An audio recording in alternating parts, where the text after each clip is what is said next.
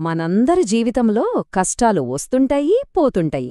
కాని కొన్నిసార్లు వచ్చే కష్టాలు మనల్ని పూర్తిగా కింద పడేస్తాయి. మరి అలాంటప్పుడు ఏం చేయాలి? ఈ ప్రశ్నకు సమాధానం వేల ఏళ్ల నాటి మన మహాభారతంలోనే ఉంది. ఈరోజు మనం ఆ ఇతిహాసం నుంచే నేర్చుకోవాల్సిన ఒకే ఒక్క అతి ముఖ్యమైన పాఠం రెసిలియన్స్ అంటే స్థితిస్థాపకత గురించి మాట్లాడుకుందాం. అవును, జీవితం మనల్ని కింద పడేసినప్పుడు మనం తిరిగి పైకి లేస్తామా లేక అక్కడే కుంగిపోతామా? ఈ ఒక్క ప్రశ్న చుట్టూనే మహాభారతంలోని ఒక అద్భుతమైన పర్వం తిరుగుతుంది. అయితే అసలు కథను తెలుసుకోవాలంటే మనం సినిమాల్లో, టీవీ సీరియల్స్లో చూసే యాక్షన్, అడ్వెంచర్కి కొంచెం అవతలికి వెళ్ళాలి. ఎందుకంటే అవి కేవలం వినోదం కోసమే. కానీ అసలైన మహాభారతంలో జీవితానికి సంబంధించిన ఎన్నో లోతైన పాఠాలున్నాయి. మనమిప్పుడు ఆ మూలగ్రంథంలోకి వెళ్ళి అసలు కథేంటో చూద్దాం. ఈ కథ మొదలయ్యేది కురుక్షేత్రంలో కాదు, ఏ యుద్ధభూమిలోనూ కాదు. ఇది స్వర్గంలో మొదలవుతుంది. అక్కడ అర్జునుడికి ఒక ఊహించని పరీక్ష ఎదురవుతుంది. ఒక శాపంగా మొదలైన ఆ సంఘటన చివరికి ఒక వరంగా ఎలా మారిందో చూస్తే మనకు ఆశ్చర్యం కలుగుతుంది. కథలోకెళ్తే అర్జునుడు దివ్యాస్త్రాల కోసం స్వర్గానికి వెళ్లి అక్కడ 5 ఏళ్లుపాటు శిక్షణ తీసుకుంటాడు. అతని పరాక్రమానికి, రూపానికి దేవలోక అప్సరస ఊర్వశి ఆకర్షితురాలవుతుంది. ఒక రాత్రి ఆమె అర్జునుడి దగ్గరకొస్తుంది. కాని అర్జునుడు ఆమెను తన వంశానికి మాతృసమానురాలిగా భావించి చాలా గౌరవంగా తిరస్కరిస్తాడు. దీంతో ఆమెకు విపరీతమైన కోపం వస్తుంది. ఆ కోపంలో నువ్వొక సంవత్సరం పాటు నపుంసకుడిగా, పేడివాడిగా బతుకు అని శపిస్తుంది. చూట్టానికి ఇదొక పెద్ద విపత్తులా కనిపిస్తుంది కదా, కాని ఇదే భవిష్యత్తులో వారికొక గొప్ప వ్యూహాత్మక ప్రయోజనంగా మారబోతోంది. ఇక్కడే అస్సలు ట్విస్ట్. దేవతల రాజైన ఇంద్రుడు అర్జునుడి దగ్గరకు వచ్చి, బాధపడకు, ఈ శాపం నీకు మంచే చేస్తుంది. మీరు త్వరలో 1 సంవత్సరం పాటు అజ్ఞాతవాసం చేయాలి కదా, అప్పుడు ఈ శాపమే నిన్ను ఎవరూ గుర్తించకుండా ఒక కవచంలా కాపాడుతుంది అని చెప్తాడు. సంస్కృతంలో దీన్నే ఒక అద్భుతమైన పదంతో చెప్తారు, శాపానుగ్రహం. అంటే శాపమే అనుగ్రహంగా, వరంగా మారడం. సరే, ఇప్పుడు కథ అసలు ఘట్టానికి వచ్చింది. పాండవులు తమ 13వ సంవత్సరం అజ్ఞాతవాసం కోసం విరాటరాజు కొలువుకి చేరుకున్నారు. ఒక్కొక్కరు ఒక్కో మారువేషంలో, ఎవ్వరికీ అనుమానం రాకుండా. అంతా సాఫీగా సాగిపోతోంది అనుకుంటున్న సమయంలో వారికి ఒకదాని తర్వాత ఒకటిగా ఊహించని పరీక్షలు ఎదురయ్యాయి. పాండవుల జీవితాన్ని వర్ణించడానికి ఒక అద్భుతమైన పోలిక ఉంది. వాళ్ల జీవితం ఒక రబ్బర్ బంతిలాంటిది. దాన్ని ఎంత గట్టిగా నేలకేసి కొడితే అది అంతకన్నా ఎత్తుకు తిరిగి లేస్తుంది.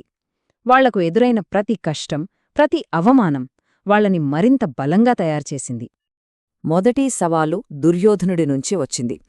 పాండవులెక్కడున్నారో కనిపెట్టడానికి అతను జీమూతుడు అనే ఒక మహామల్లయోధుడిని పంపాడు. అతని ప్లానేంటంటే భీముణ్ణి రెచ్చగొట్టి మల్లయుద్ధంలోకి దింపి అతని బలాన్ని చూసి గుర్తుపట్టాలి. కాని జరిగింది వేరు. భీముడికి అనుకోకుండా యుద్ధం చెయ్యాల్సొచ్చింది.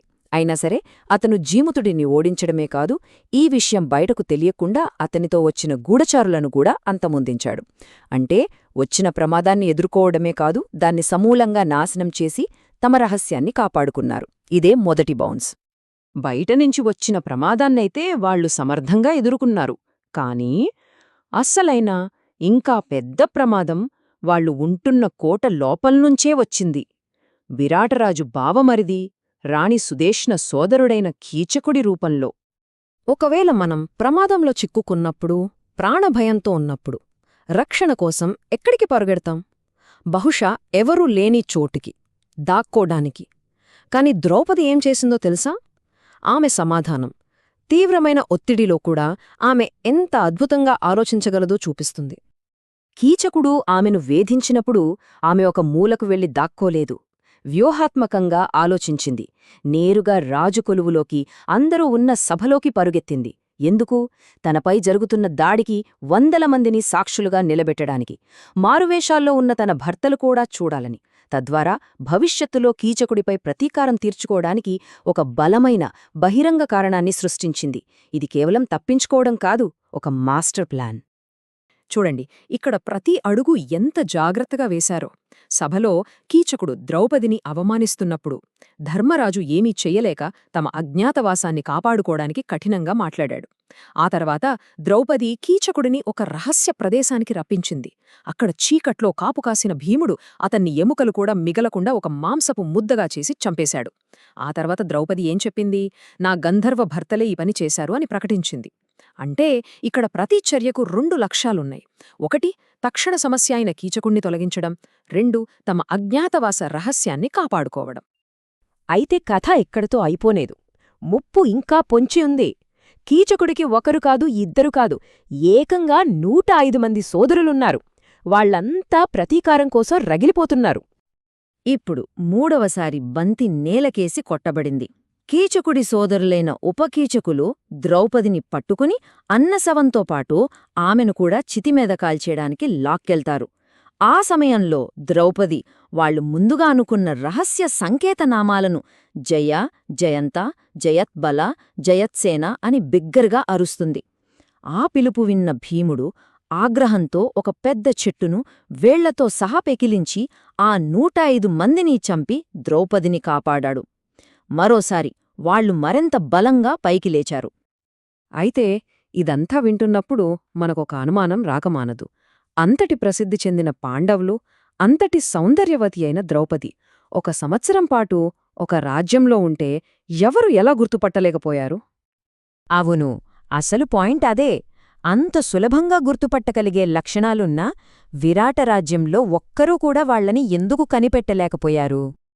దీనికి మహాభారతం చెప్పే సమాధానం ఒకే ఒక్క పదం: మాయ. అవును, ఇది శ్రీకృష్ణుడి మాయ. ఆయన సృష్టించిన ఒక దైవిక భ్రమ వల్ల పాండవులు కళ్లముందే తిరుగుతున్నా సరే విరాటరాజ్యంలో ఎవ్వరూ వాళ్ళని గుర్తుపట్టలేకపోయారు. ఒక్కసారి ఆలోచిస్తే మనకు ఎదురుదెబ్బల్లా కనిపించినవన్నీ ఆ కృష్ణుడి ప్రణాళికలో భాగమే.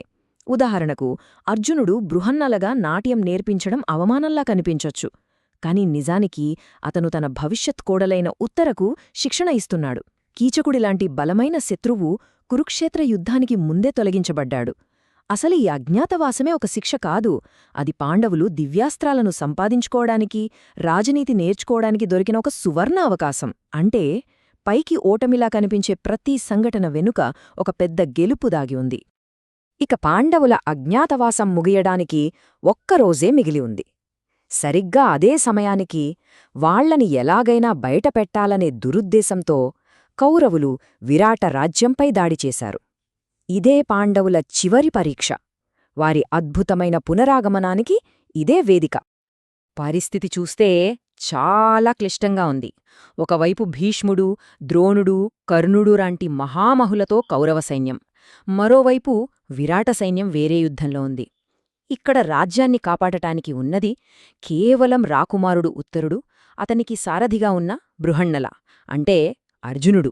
ఇక్కడే ఊర్వశి ఇచ్చిన శాపం అర్జునుడికి అతిపెద్ద ఆయుధంగా మారింది. బృహన్నల వేషంలో ఉన్న అర్జునుడు తన అసలు రూపాన్ని చూపిస్తాడు. ఒక్కడే ఒంటిచేత్తో భీష్ముడు, ద్రోణుడు, కర్ణుడు లాంటి మహారథులందరినీ తన సమ్మోహనాస్త్రంతో మూర్ఛపోయేలా చేసి ఓడిస్తాడు. కౌరవులు ఇక పాండవులను పట్టుకున్నాం అనుకునే సరిగ్గా ఆ క్షణంలో భీష్మ పితామహుడు వారి అజ్ఞాతవాసకాలం నిన్నటితోనే ముగిసింది, వాళ్ళిప్పుడు స్వేచ్ఛులు అని ప్రకటిస్తాడు. దాంతో కౌరవుల ప్లాన్ మొత్తం విఫలమైంది. సో ఈ మొత్తం కథ మనకేం చెప్తోంది? జీవితంలో కష్టమొచ్చినప్పుడు మనం 2 రకాలుగా స్పందించొచ్చు. 1 మట్టి ముద్దలాగా, ఒత్తిడి రాగానే కుప్పకూలిపోవడం, దెబ్బ తగిలితే అక్కడే ఉండిపోవడం. లేదా 2ది ఒక రబ్బర్ బంతిలాగా, ఒత్తిడిని ఇంధనంగా వాడుకోవడం, కింద పడేసిన ప్రతిసారి అంతకన్నా పైకి లేవడం. పాండవులు ఆ బంతినెంచుకున్నారు. ఈ 1000 ఏళ్ల నాటి కథ కేవలం ఒక పురాణం కాదు, ఇది మనందరి జీవితానికి ఒక పాఠం.